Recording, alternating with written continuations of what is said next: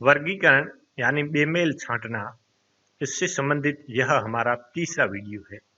इससे पूर्व के 2 वीडियो यदि आपने नहीं देखे हैं तो डिस्क्रिप्शन बॉक्स में आपको उनका लिंक मिल जाएगा, वहां से आप उसे देख। चुनाव घोषणा पत्र। चुनाव से पहले हर पार्टी अपना घोषणा पत्र जारी करती है और वो ये बताने की कोशिश करती है कि यदि उसकी सरकार बन गई तो अगले 5 साल में वो क्या क्या कार्य करेगी। उसे चुनाव घोषणा पत्र कहते हैं। मतपत्र, वो कागज का पत्र जिस पर मोहर लगाकर मतदाता पेटी में डालता है, उसे मतपत्र कहते थे। मत यानी उसने किसको वोट दिया, किस पार्टी को वोट दिया, उसे मत कहते थे। चुनाव, ये सारी प्रक्रिया चुनाव कहलाती है। चुनाव के द्वारा उम्मीदवार का चयन किया जाता है, यह एक प्रक्रिया है।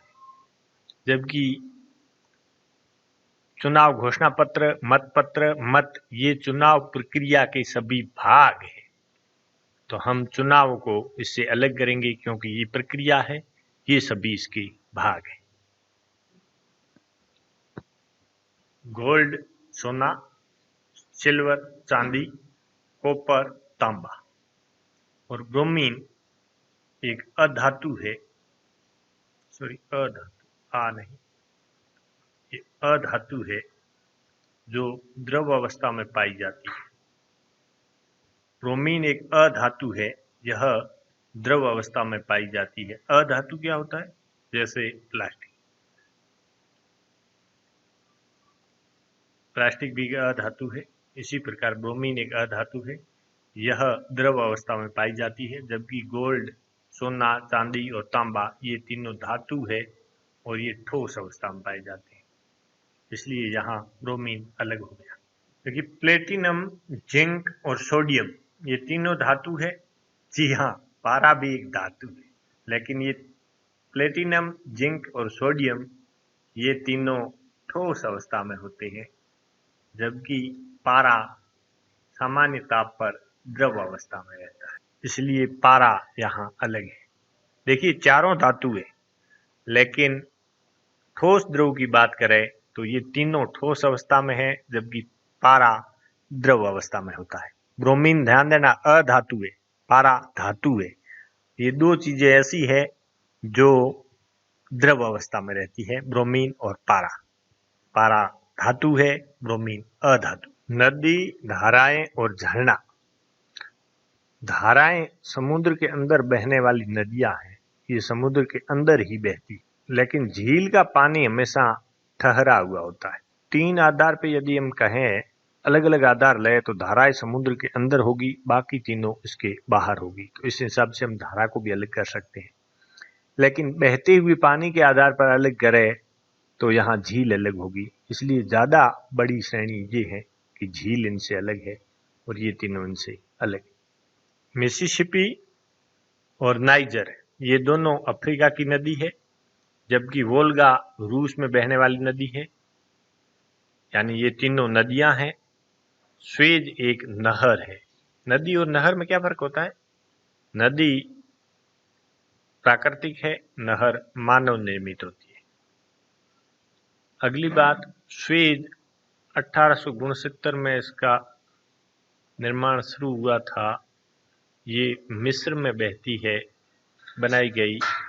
स्वेज नहर लाल सागर को भूमध्य सागर से जोड़ती है। भूमध्य सागर से जोड़ती है, परीक्षा में पूछा जा सकता है।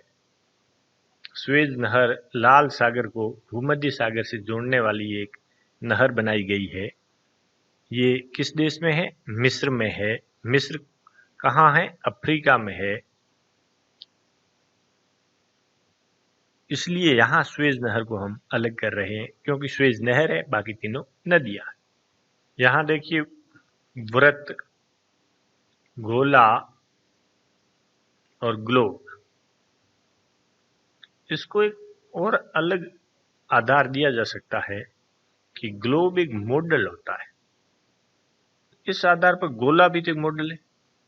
हम गोले को भी मॉडल कह सकते हैं, जबकि ये दोनों सिर्फ रेखा चित्र हैं। वास्तव में ऐसी चीजें प्रकृति में नहीं हो सकती, जबकि गोला और ग्लोब प्रकृति में होते हैं। तो ये एक आधार नहीं बनता कि हम इनको अलग करें, क्योंकि ये दोनों एक श्रेणी में आ गए। तो अगली श्रेणी बनती है कि वर्ग हमेशा रेखाओं से बनेगा, जिसमें खड़ी रेखाएं होती है, लेकिन वृत्त में हमेशा गोल रेखाएं होती हैं। गोले में भी गोल रेखाएं होगी और ग्लोब में भी गोल होगा। यानी गोलाकार के आधार पर, आकार के आधार पर ये तीनों गोलाकार है, जबकि वर्ग गोलाकार नहीं है, इसलिए हम यहाँ वर्ग को अलग करें।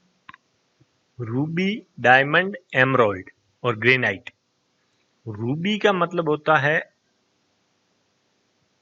डायमंड यानी हीरा, और रूबी होता है माणक, और एमराल्ड होता है पन्ना, हीरा पन्ना। और डायमंड हीरा, एमराल्ड पन्ना, रूबी माणक। और ग्रेनाइट क्या होता है भाई? जी हाँ, ग्रेनाइट ये जो मुंगेरिया में निकलता है, एक पत्थर है जो इमारतें बनाने के लिए काम आता है। और ये तीनों भी पत्थर है वैसे तो, बट ये तीनों इमारतें बनाने के काम नहीं आते। ये क्या कहना चाहिए, ये महंगे रत्न है, ये रत्न है तीनों, जबकि ग्रेनाइट एक इमारती पत्थर होता है। इसलिए यहाँ ग्रेनाइट को हम अलग करेंगे। एक अलग नाम है जिस पर बच्चे कंफ्यूज हो जाते हैं, उसका नाम होता है ग्रेफाइट। ये ग्रेफाइट क्या होता है? ये ग्रेफाइट एक प्रकार का क्या कहना चाहिए, कोयले के जैसा होता है, जिससे पेंसिल के अंदर जो ये काला कलर का आप लिखते हैं वो ग्रेफाइट है। तो इससे कंफ्यूज मत होना, ग्रेफाइट अलग है, ग्रेनाइट अलग है। यहाँ ग्रेनाइट एक पत्थर है, बाकी तीनों रत्न है। थायराइड, पिट्यूटरी और अग्नाशय ये अंतःस्रावी ग्रंथियां हैं। अंतःस्रावी ग्रंथियां हैं, यानी बिना किसी नलिका के ये रस छोड़ती है जो शरीर में पहुंचता है, जबकि वृक्क कोई अंतःस्रावी ग्रंथि नहीं। नृत्य करना, तैरना, श्वास लेना, खेलना चारों मानव क्रियाएं हैं, लेकिन ऐच्छिक और अनैच्छिक में हम बांटे तो ऐच्छिक क्रियाएं वो है जो हम खुद कर सकते हैं या नहीं करना चाहे तो रोक भी सकते हैं। अनैच्छिक क्रियाएं वो है जो हमारी इच्छा पर निर्भर नहीं है, जैसे श्वास लेना, दिल धड़कना आदि। तो यहाँ श्वास लेना इससे अलग है। क्या हम श्वास लेना बंद कर सकते हैं? आप कहोगे 1 मिनट तो हम रोक सकते हैं। हाँ, आप 1 मिनट ही रोक सकते हैं, इससे ज्यादा आप नहीं रोक सकते। कोशिश करके देख लो। प्रतिहार, परमार और चंदेल ये तीनों उत्तर भारत के वंश थे, राजवंश थे, जबकि पल्लव, चोल और चेर ये तीनों दक्षिणी भारत के राजवंश है। तीनों याद कर लो, पल्लव, चोल और चेर। जबकि बाकी चंदेल, प्रतिहार, परमार ये आपको जो कुछ भी मिल जाए तो ये आपको उत्तर भारत के लिखने हैं। इसके सिवाय एक और था राष्ट्रकूट। यदि राष्ट्रकूट आ जाए तो ये समझना कि ये भी दक्षिण भारत का है। लेकिन नेवेली, सिंगरौली, सूरतगढ़ ये सभी विद्युत ऊर्जा उत्पादन करने के संयंत्र है, विद्युत संयंत्र है, लेकिन ये सभी कोयला पर आधारित है। लेकिन कल्पकम ये परमाणु ऊर्जा का संयंत्र है, यानी परमाणु संयंत्र है, इसलिए ये इन सभी से अलग है। इन तीनों में परमाणु ऊर्जा कहीं नहीं है, जबकि कल्पकम में परमाणु ऊर्जा है। देखिए, लॉर्ड माउंटबेटन जो 1947 के आसपास भारत के वायसराय भी रहे और बाद में स्वतंत्र भारत के पहले गवर्नर जनरल भी ये थे। लॉर्ड डलहौजी 1857 की क्रांति से पूर्व भारत के गवर्नर जनरल थे। लॉर्ड कर्जन पहले गवर्नर जनरल वायसराय और भारत के कर्जन 1905 जो बंगाल विभाजन हुआ उस समय भारत के वायसराय थे, और चैम्सफोर्ड 1919 के अधिनियम के समय भारत के वायसराय थे। इसको हम ऐसे अलग कर सकते हैं कि डलहौजी 1857 की क्रांति से पूर्व थे, यानी भारत के गवर्नर जनरल थे, लेकिन बाकी तीनों भारत के वायसराय रहे। आप जानते हैं 1858 के अधिनियम के बाद गवर्नर जनरल का नाम बदलकर वायसराय कर दिया गया था, जो 1947 तक वायसराय रहा। वैसे इसको हम दो तरीके से अलग कर सकते हैं। लॉर्ड माउंटबेटन स्वतंत्र भारत के गवर्नर जनरल थे, बाकी तीनों ईस्ट इंडिया कंपनी के गवर्नर जनरल थे। इस आधार पर यदि उत्तर आता है तो मैं इसका उत्तर लॉर्ड माउंटबेटन लिखूंगा। हालांकि इस किताब में इस आधार पर उत्तर दिया कि 1857 से पहले गवर्नर जनरल सिर्फ डलहौजी थे, बाकी वाले 1857 के बाद में थे, लेकिन इससे 1947 का दावा ज्यादा बड़ा है, इसलिए इसका उत्तर मेरे हिसाब से लॉर्ड माउंटबेटन ज्यादा उचित लगेगा। वैसे ऐसा सवाल जो कंफ्यूज करता हो परीक्षा में पूछने से हमेशा परीक्षा वाले बचेंगे, क्योंकि इस पे कोर्ट केस चलेंगे और कोर्ट में बेइज्जती होगी, इसलिए ऐसे सवाल नहीं आएंगे। आप इसके लिए कंफ्यूज न रहे, और यदि आता है तो आप लॉर्ड माउंटबेटन लिखें। यहाँ देखिए, रोग हमेशा जब भी पूछे जाए तो रोग तीन आधार पर होते हैं अक्सर। एक बैक्टीरिया, बैक्टीरिया को हिंदी में कहेंगे जीवाणु, और एक वायरस, वायरस को विषाणु, और मलेरिया होता है वो होता है प्रोटोजोआ। तो जब भी बैक्टीरिया की बात आएगी तो बैक्टीरिया में टीबी, टाइफाइड, दस्त, कुष्ठ रोग, ये सारे बैक्टीरिया जनित रोग है। बैक्टीरिया बड़े होते हैं, और ये वायरस, विषाणु, वायरस से संबंधित रोग है। इन्फ्लुएंजा वैसे ही है संबंधित, जैसे आजकल कोविड चल रहा है, ये भी एक प्रकार का इन्फ्लुएंजा ही है। इन्फ्लुएंजा का मतलब होता है जुकाम। जो भी जुकाम से संबंधित रोग होंगे वो हमेशा वायरस से होंगे, और सर्दी लगना ये भी एक वायरस है। ध्यान देना, वायरस वाले रोगों के लिए कोई ऐसी दवा आज तक नहीं बनी जो इसको एकदम ठीक कर दे, लेकिन बैक्टीरिया जनित रोगों को बड़ी आसानी से ठीक किया जा सकता है, क्योंकि बैक्टीरिया वास्तव में एक प्रकार के पौधे की छाल होती है, और इस छाल को यदि समाप्त किया जाए तो बैक्टीरिया समाप्त हो जाते हैं। हमारे मानव शरीर में इस प्रकार की सेलुलोज, जो पौधे की छाल होती है उसमें सेलुलोज पाया जाता है, तो ऐसी दवाइयां बनाई गई जिससे सेलुलोज नष्ट हो जाता है, और जो सेलुलोज जब नष्ट होगा तो बैक्टीरिया मर जाएगा। लेकिन मानव शरीर में सेलुलोज होता ही नहीं है, तो इस प्रकार की दवाइयां मानव को दी जा सकती है जिसमें सेलुलोज नष्ट हो। इसलिए जब भी रोगों के नाम आए तो आप एक बार उनको अवश्य चेक करें कि क्या ये बैक्टीरिया जनित है या वायरस जनित। परवेज मुशर्रफ पाकिस्तान के राष्ट्रपति थे, जियाउल हक पाकिस्तान के राष्ट्रपति थे, वीवी गिरी भारत के राष्ट्रपति थे, जबकि राजीव गांधी भारत के प्रधानमंत्री थे। यहाँ देखिए, प्रधानमंत्री और राष्ट्रपति के आधार पर हम अलग करेंगे तो राजीव गांधी प्रधानमंत्री रहे। कांडला, हिमाद्री, शिवालिक और जास्कर, ये तीनों पर्वत श्रृंखलाएं हैं या पर्वत है, छोटी पर्वत श्रृंखलाएं, तो तीनों हिमालय से संबंधित है, जबकि कांडला एक बंदरगाह है, इसलिए इसे हम अलग करेंगे। कागज, कॉर्क, कॉर्क जैसे बोतल के, पुरानी बोतल के ऐसे ढक्कन लगा रहता था, उसको कॉर्क बोलते हैं। ऐसे बोतलों के ढक्कन आता था, अंदर ठोका जाता था इसको जिससे ये बंद हो जाए, ऐसा एक ढक्कन होता था, एक कॉर्क बोला जाता था। प्रकनलियों के भी ऐसा ढक्कन लगाया जाता है प्रयोगशाला में, आपने देखा हो तो। ये कॉर्क लकड़ी का बना होता है। कोक अलग होता है, जो पेट्रोलियम पदार्थ से बनता है वो कोक अलग है, ये कॉर्क है। कागज, कॉर्क और लकड़ी, ये तीनों लकड़ी से बनी है, जबकि पत्थर एक अलग चीज है, तो यहाँ पत्थर अलग हो गया। यानी कि राकेश शर्मा भारत के पहले अंतरिक्ष यात्री थे। भारत से कोई व्यक्ति यदि अंतरिक्ष में पहली बार गया तो वो राकेश शर्मा थे। ये अंतरिक्ष क्या होता है? हमारे वायुमंडल को पार करके ऊपर जाना। देखिए, हवाई जहाज वायुमंडल को नहीं पार कर सकते, ये सिर्फ वायुमंडल में ही उड़ते हैं। तो राकेश शर्मा पहले भारत के अंतरिक्ष यात्री थे। यूरी गागरिन रूसी थे, जो विश्व के पहले अंतरिक्ष यात्री थे। एडविन एल्ड्रिन अमेरिका के एक अंतरिक्ष यात्री थे, जिन्होंने चंद्रमा पर नील आर्मस्ट्रांग के साथ गए थे। एडमंड हिलेरी कौन थे भाई? ये पर्वतारोही थे जिन्होंने तेंजिन नोर्गे के साथ पहली बार एवरेस्ट पर चढ़ाई की थी, वो एडमंड हिलेरी थे। तो इसलिए ये तीनों अंतरिक्ष यात्री हैं। एडमंड हिलेरी एक पर्वतारोही है। मैडम क्यूरी या मेरी क्यूरी, हेनरी बैक्वेरेल और रॉटंजन, ये तीनों परमाणु ऊर्जा से संबंधित वैज्ञानिक हैं, या रेडियोधर्मिता से संबंधित कह दीजिए आप।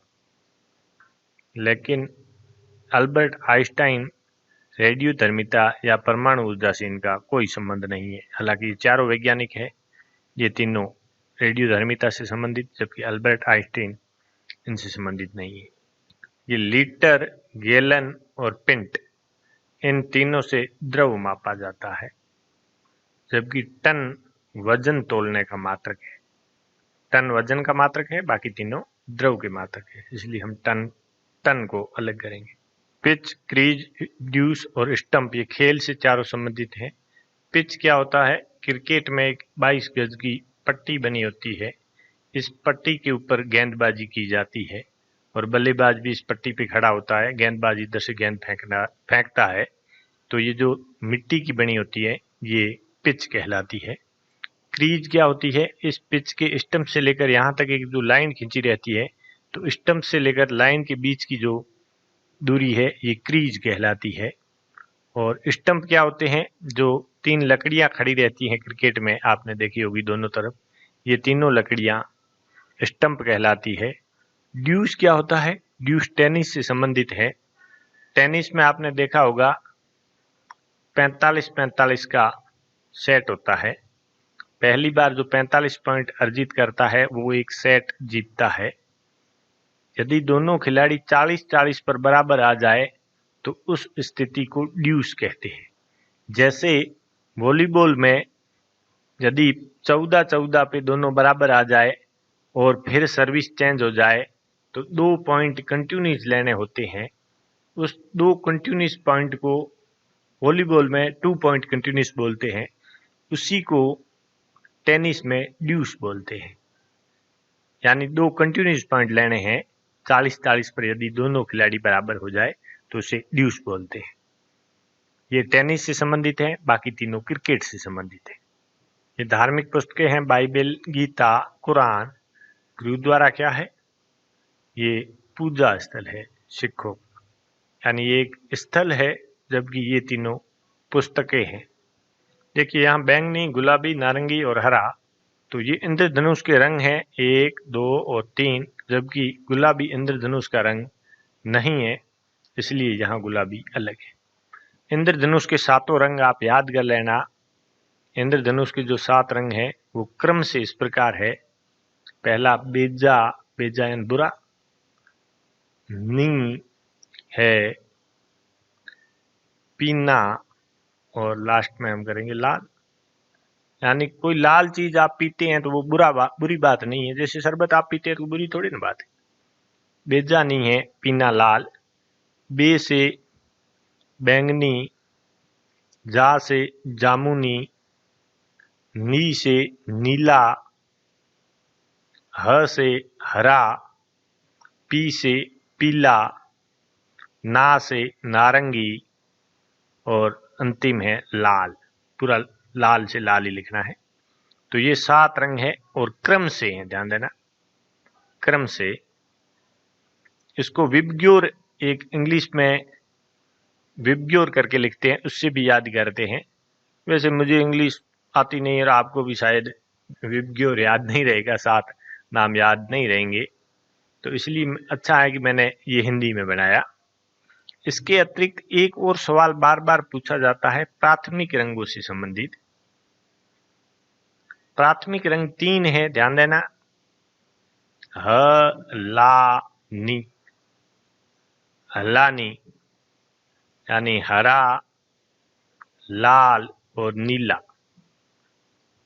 ये तीनों प्राथमिक रंग है। कभी परीक्षा में आते हैं तो ध्यान देना, इन प्राथमिक रंगों के आधार पर भी आपको अलग रंग पूछा जा सकता है, या इंद्रधनुष के रंगों के आधार पर भी आपको अलग रंग पूछा जा सकता है। तो ये दोनों क्रम आप याद कर लें। देखिए सेकंड, मिनट और घंटा ये सब समय की इकाइयां हैं, समय की इकाइयां हैं, जबकि समय खुद अपने आप में एक समय है, इसलिए समय इसको हम अलग करेंगे। ये समय है जबकि ये समय की इकाइयां। रुई, पटसन और रेशम ये तीनों धागा है, प्रकृति से प्राप्त होता है, जबकि कपड़ा मानव निर्मित है और इन तीनों से कपड़ा बनाया जा सकता है।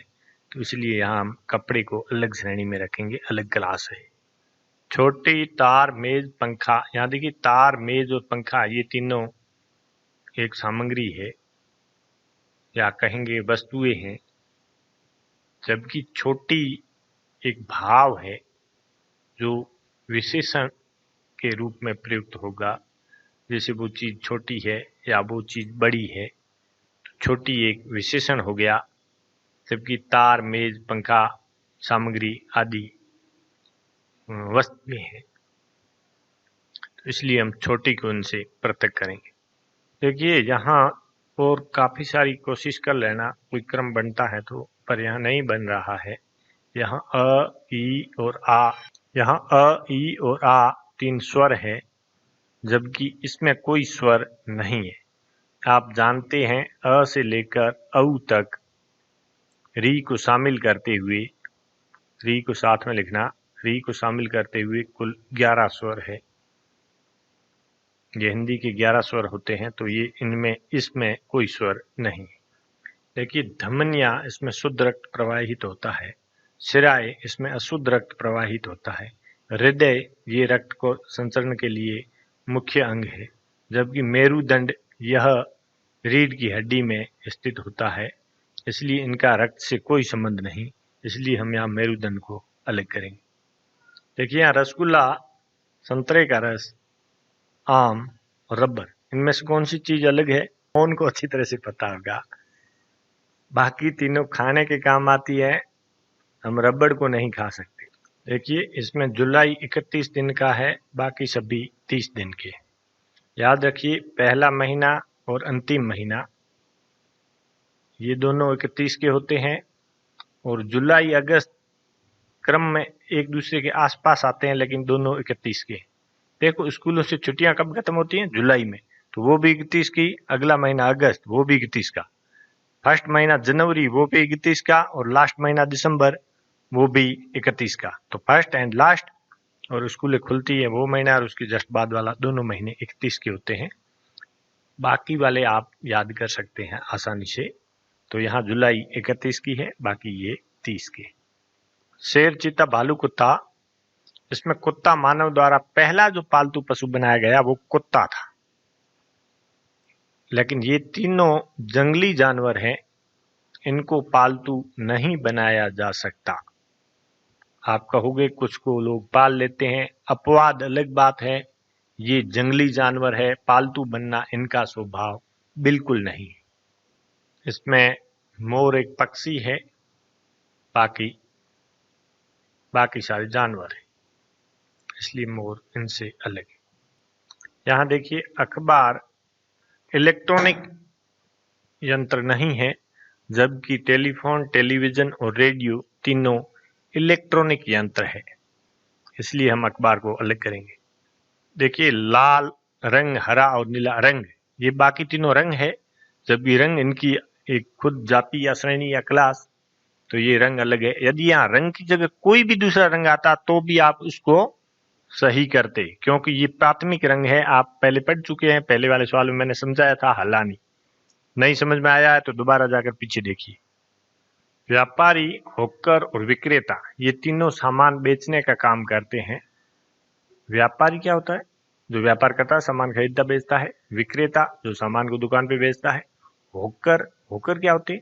जो रेड़ी लगाते हैं और गली गली में घूमकर सामान बेचते हैं, जैसे गली सिटी में आपने देखा होगा, कंधे पर सामान उठाकर बेचते हैं और आवाज देते रहते हैं। सब्जी ले लो, जो कोई भी है आप उनको होकर कहेंगे, चाहे वो अखबार लेकर घूम रहा हो या कोई भी छोटा मोटा सामान लेकर घूमते हुए बेच रहा हो, उनको होकर बोलते हैं इंग्लिश में।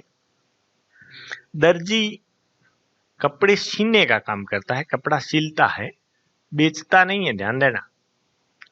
कपड़ा खरीद कर आप लाओगे, दर्जी को दोगे, दर्जी सील कर आपको वापस देगा और उस जो सील के देता है उसकी मजदूरी वो लेता है, वो दर्जी होता है। बेचने खरीदने का काम दर्जी नहीं करता। आप कहोगे कि दर्जी तो कपड़े बेचते भी है। अरे बेचते हैं तो वो व्यापारी है, वो दर्जी नहीं है। दर्जी का काम है कपड़े छीना। हम किसी जाति की बात नहीं कर रहे हैं, हम व्यवसाय की बात कर रहे हैं। दर्जी कपड़े छीने का काम करता है, बेचने का काम कर रहा है तो इसका मतलब वो व्यापारी है, वो दर्जी नहीं है। स्टूल, टेबल और कुर्सी एक फर्नीचर है, जबकि चटाई जमीन पर बिछाने वाली दरी कहलाती है, तो ये अलग है।